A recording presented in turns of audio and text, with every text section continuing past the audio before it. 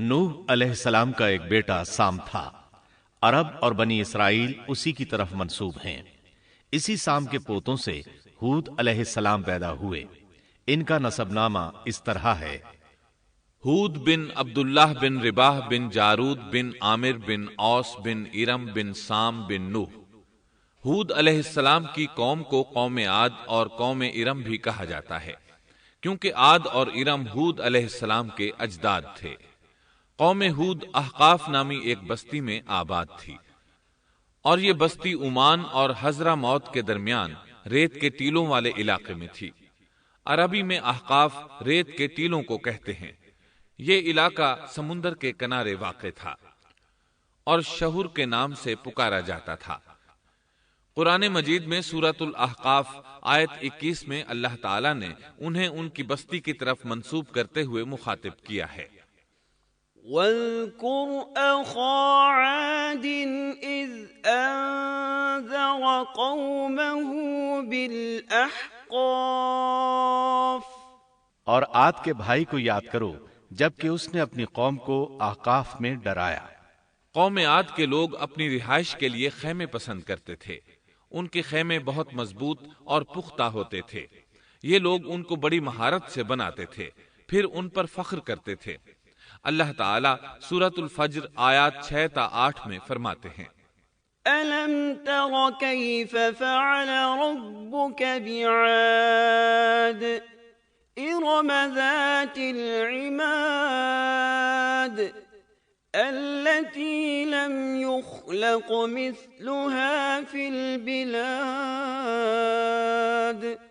کیا آپ نے نہیں دیکھا کہ آپ کے رب نے عاد کے ساتھ کیا کیا، جو نسل ارم سے تھے، ستونوں والے تھے، جن کے مانند کوئی قوم دنیا کے ممالک میں پیدا نہیں کی گئی۔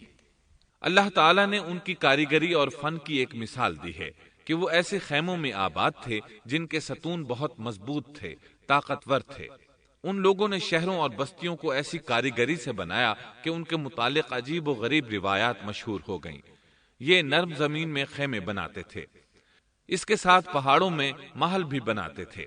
حالانکہ رہائش کے لیے زمین پر خیمے موجود تھے، گویا بیکار دولت اور وقت برباد کرتے، پھر اس پر فخر کرتے۔ شہروں میں جو راستے اور سڑکیں تھیں وہ بہت چوڑی تھیں۔ ان جیسے طویل اور قوی لوگ بعد میں پیدا نہیں ہوئے۔ کاریگری اور فنکاری میں یہ لوگ اس مقام تک پہنچے کہ پھر کوئی نہ پہنچ سکا۔ یہ لوگ عرب تھے اور عربی میں بات چیت کرتے تھے۔ ہود علیہ السلام بھی عربی تھے۔ اسماعیل علیہ السلام سے پہلے کے عرب باشندے عرب عاربہ کہلاتے ہیں۔ ان کے مشہور قبائل یہ ہیں: عاد، سمود، جرہم، امیم، قحطان اور مدین وغیرہ۔ ابراہیم علیہ السلام کی اولاد میں اسماعیل علیہ السلام کے بعد آنے والے لوگ عرب مستعربہ کہلاتے ہیں۔ اسماعیل علیہ السلام عربی نہیں تھے، کنعانی تھے۔ جب ابراہیم علیہ السلام اسماعیل علیہ السلام کو مکہ معظمہ میں چھوڑ آئے اور اسماعیل علیہ السلام نے عربوں سے میل جول قائم کیا تو ان سے عربی سیکھ لی اور اس میں بہت مہارت پیدا کر لی، یہاں تک کہ آپ کو عرب کا فصیح کہا جانے لگا۔ اہل عرب میں فصاحت و بلاغت آپ ہی سے آئی۔ رسول اللہ صلی اللہ علیہ وسلم بھی اسی انداز میں فصیح و بلیغ عربی میں بات کرتے تھے۔ طوفان نوح کے بعد جب دوبارہ لوگوں کو پیدا کیا گیا تو وہ ایک مرتبہ پھر ان بستیوں میں رہنے کے لیے چلے گئے جہاں نوح علیہ السلام رہا کرتے تھے۔ نوح علیہ السلام شام کے شمال اور ترکی کے جنوبی علاقوں میں رہا کرتے تھے۔ لوگ یہاں آباد ہو گئے۔ پھر یہاں سے کچھ لوگ فلسطین اور شام کی طرف ہجرت کر گئے اور کچھ لوگ جزیرے کی طرف ہجرت کر گئے، اور قوم عاد جزیرے کے جنوب میں آ کر آباد ہو گئی۔ اس وقت تمام لوگ توحید پر تھے۔ طوفان کے ساتھ جب زمین پامال ہو گئی تو اس پر سوائے نوح علیہ السلام کی اولاد کے اور کوئی زندہ نہ رہا۔ یہ لوگ توحید پرست تھے، لیکن وقت کے ساتھ ساتھ قوم عاد آباد ہوئی اور شیطان نے ان کے دلوں میں وسوسہ ڈالا۔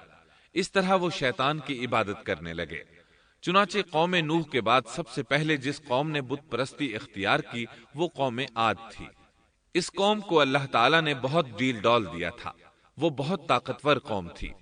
مفسرین بیان کرتے ہیں کہ ان کے جسم بہت مضبوط اور ٹھوس تھے، قد بہت لمبے تھے، آدم علیہ السلام کا قد 60 ہاتھ تھا، اس قوم کا قد بھی قریباً اتنا ہی تھا۔ اس طرف سورۃ الاعراف آیت 69 میں اشارہ موجود ہے۔ اللہ تعالیٰ فرماتے ہیں وَاذْكُرُوا إِذْ جَعَلَكُمْ خُلَفَاءَ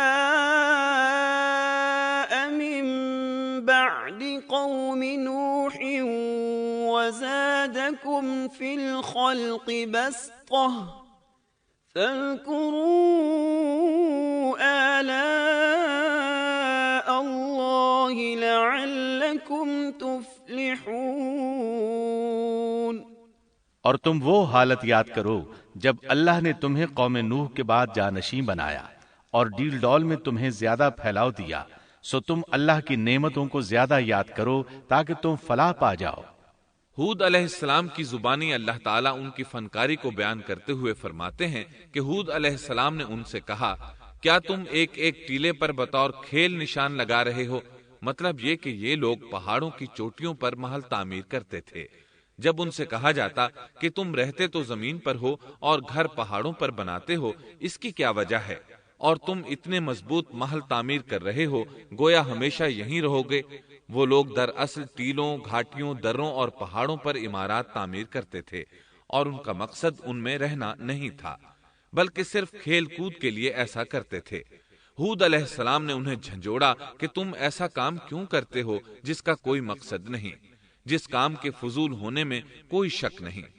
ہود علیہ السلام انہیں واعظ کرتے تھے، اے میری قوم، اللہ نے تمہیں بڑی قوت سے نوازا ہے۔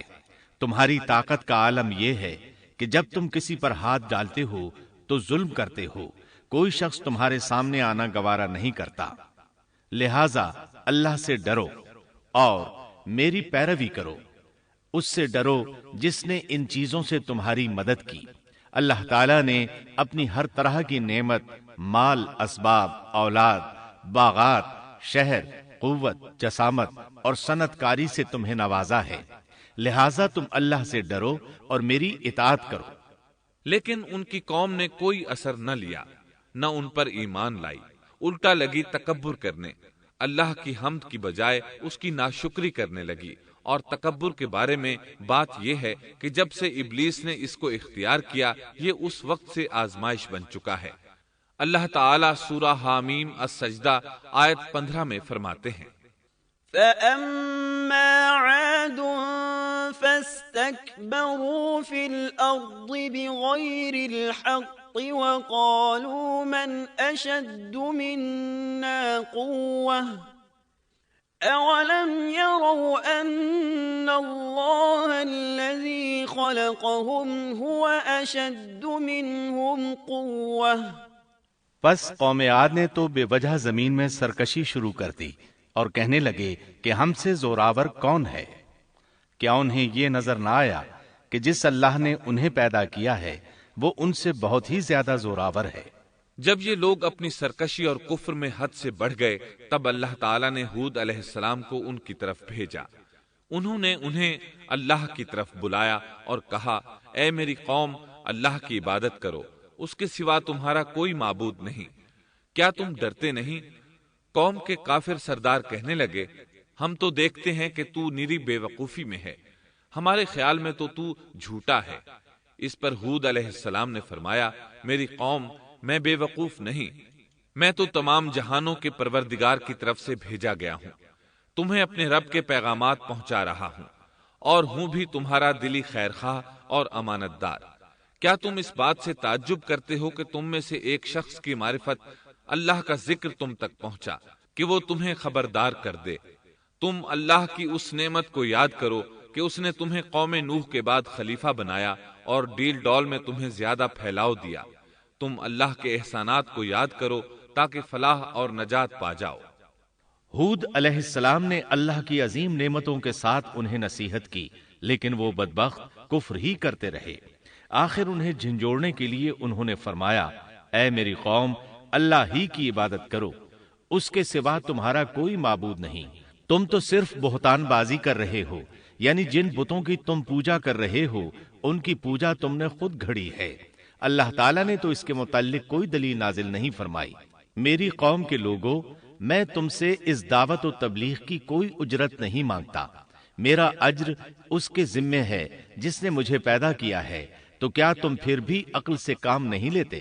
اے میری قوم کے لوگوں، اپنے رب سے گزشتہ گناہوں کی معافی طلب کرو، آئندہ گناہوں سے توبہ کرو، تاکہ وہ برسنے والے بادل تم پر بھیج دے اور تمہیں طاقت میں اور بڑھا دے، تاکہ تم گناہگار ہونے کے باوجود روگردانی نہ کرو۔ ہود علیہ السلام مسلسل انہیں دعوت دیتے رہے، لیکن وہ ظالم قوم نوح کی طرح ان کا مذاق اڑانے لگی اور کہنے لگی، ہمارے خیال میں تو بے وقوف ہے اور شاید تو ہمارے کسی معبود کے بڑے جھپٹے میں آ گیا ہے، تو ہمارے بتوں کو برا کہتا ہے، اس لیے ان میں سے کسی کی مار تم پر پڑی ہے، اسی لیے تو ذہنی مریض بن گیا ہے۔ وہ ظالم لوگ چونکہ آخرت پر ایمان نہیں رکھتے تھے اور دنیا میں خوشحالی کی زندگی بسر کر رہے تھے اور تھے بھی اپنی قوم کے سردار، اس لیے اپنے ماتحتوں سے کہنے لگے، یہ تو تم جیسا ہی انسان ہے، وہی کچھ کھاتا ہے جو تم کھاتے ہو اور پیتا بھی وہی کچھ ہے جو تم پیتے ہو۔ اب اگر تم نے اپنے جیسے انسان کی اطاعت قبول کر لی تو سخت خسارے میں رہو گے۔ کیا یہ تمہیں اس بات سے دھمکاتا ہے کہ جب تم مر کر خاک اور ہڈیاں بن جاؤ گے تو پھر زندہ کیے جاؤ گے؟ ہرگز نہیں، یہ بات امکان سے باہر ہے جس کا وعدہ تم سے کیا جاتا ہے۔ یہ زندگی تو صرف دنیا کی ہے، ہم مرتے جیتے رہتے ہیں، ہم پھر نہیں اٹھائے جائیں گے۔ یہ تو وہ شخص ہے جس نے اللہ پر جھوٹ باندھا ہے، ہم اس پر یقین کرنے والے نہیں۔ ہود علیہ السلام انہیں دعوت دیتے رہے، یہاں تک کہ ان کی قوم نے واضح طور پر کہہ دیا کہ آپ ہمیں واز سنائیں یا نہ سنائیں، ہم تو اپنی روش نہیں چھوڑیں گے، یہ تو پرانے لوگوں کا دین ہے۔ اس طرح قوم انہیں مسلسل جھٹلاتی ہی رہی۔ آخر ہود علیہ السلام نے بھی انہیں کھلم کھلا دھمکی دی اور فرمایا، لوگوں سنو، میں صرف تمہیں ہی نہیں اللہ کو بھی گواہ بنا کر اعلان کرتا ہوں کہ اللہ کے سوا جس کی عبادت ہو رہی ہے میں ان سب سے بری طرح بیزار ہوں۔ اب تم ہی نہیں اپنے ساتھ اوروں کو بھی بلا لو اور اپنے ان سب جھوٹے معبودوں کو بھی بلا لو، اور تم سے جو ہو سکے مجھے نقصان پہنچا دو، مجھے کوئی مہلت نہ دو، نہ مجھ پر ترس کھاؤ۔ یہ فرمانے کے بعد انہوں نے اللہ سے دعا کی، رب انصرنی بما کذبون، اے پروردگار ان کے جھٹلانے پر تو میری مدد فرما۔ اللہ کی طرف سے آپ کو جواب ملا، یہ تو بہت ہی جلد اپنے کیے پر پچھتانے لگیں گے۔ اللہ کے نبی کا انکار کرنے، اس سے بغض رکھنے اور اس کا مذاق اڑانے والوں کا انجام کیا ہوا؟ اللہ نے انہیں ایسے زناٹے کی آندھی سے تہس نہس کیا کہ جس کی تاریخ میں مثال نہیں ملتی۔ اللہ نے ان سے بارش روک لی، اس سے خشک سالی کی کیفیت پیدا ہو گئی، درخت اور پھل ختم ہو گئے، وہ لوگ بارش کی خواہش کرنے لگے۔ اسی حالت میں ایک دن اللہ نے انہیں عذاب دینے کا ارادہ فرمایا۔ انہوں نے دیکھا ایک سیاہ بادل ان کی طرف بڑھ رہا ہے، خوشی سے اچھلنے لگے، کہنے لگے یہ بادل ہم پر برسنے والا ہے، جبکہ ان کا خیال غلط تھا۔ دراصل ابر کی صورت میں یہ وہ قہر الہی تھا جس کے آنے کی وہ جلدی مچا رہے تھے۔ وہ عذاب ان کی بستیوں کی تمام چیزوں، پھلوں، خیموں، درختوں کو تہس نہس کرتا ہوا آیا۔ اسے اللہ کا یہی حکم تھا۔ آندھی اس قدر زبردست تھی کہ پہاڑوں پر ان کے تعمیر کردہ محلوں تک کو اڑا لے گئی۔ مجرموں کا یہی بدلہ ہے۔ اللہ تعالی سورۃ الزاریات آیت 41 اور 42 میں فرماتے ہیں، وَفِي عَادٍ إِذْ أَرْسَلْنَا عَلَيْهِمُ الرِّيحَ الْعَقِيمَ مَا تَذَرُ مِن شَيْءٍ أَتَتْ عَلَيْهِ إِلَّا جَعَلَتْهُ كَالرَّمِيمِ۔ اسی طرح عادیوں میں بھی ہماری طرف سے تنبیہ ہے، جبکہ ہم نے ان پر خیر و برکت سے خالی آندھی بھیجی، وہ جس چیز پر گرتی تھی اسے بوسیدہ ہڈی کی طرح چورا چورا کر دیتی تھی۔ اس آندھی نے ہر چیز کو فنا کر کے رکھ دیا۔ اللہ تعالیٰ ان کی تباہی ایک جگہ ان الفاظ میں بیان کرتے ہیں، قوم عاد نے بھی جھٹلایا، پس کیسا ہوا میرا عذاب اور میری ڈرانے والی باتیں۔ ہم نے ان پر تیز و تند مسلسل چلنے والی ہوا ایک لگاتار منحوس دن میں بھیج دی، جو لوگوں کو اٹھا اٹھا کر دے پٹکتی تھی۔ गोया कि वो जड़ से कटे हुए खजूर के तने हैं। बस कैसी रही मेरी सजा और मेरा डराना। यकीनन हमने कुरान को नसीहत के लिए आसान कर दिया है। बस क्या है कोई नसीहत पकड़ने वाला? एक तीसरे मकाम पर अल्लाह ने उनकी जिल्लत और रुसवाई का जिक्र यूं किया है, कौम आद बेहद तुंद और तेज हवा से गारत कर दी गई। वो हवा उन पर बराबर लगातार 7 रात और 8 दिन तक अल्लाह के हुक्म से चलती रही। आप वहां होते तो देखते कि वहां लोग यूं चारों शानों चित गिरे पड़े हैं जैसे वो खजूरों के खोखले तने हों। क्या उनमें से कोई भी आपको बाकी नजर आ रहा है? हूद अलैहिस्सलाम को अल्लाह ताला ने अपनी रहमत से नजात दी। बाकी तमाम जगहों पर तबाही थी, लेकिन जिस जगह हूद अलैहिस्सलाम और उनके साथी थे उस तरफ ये हवा फटकी भी नहीं। कहा जाता है कि एक बाढ़ थी जिसमें हूद अलैहिस्सलाम, हैवानात, चौपाए और उन पर ईमान लाने वाले थे, और आंधी ने हर चीज को फना कर डाला।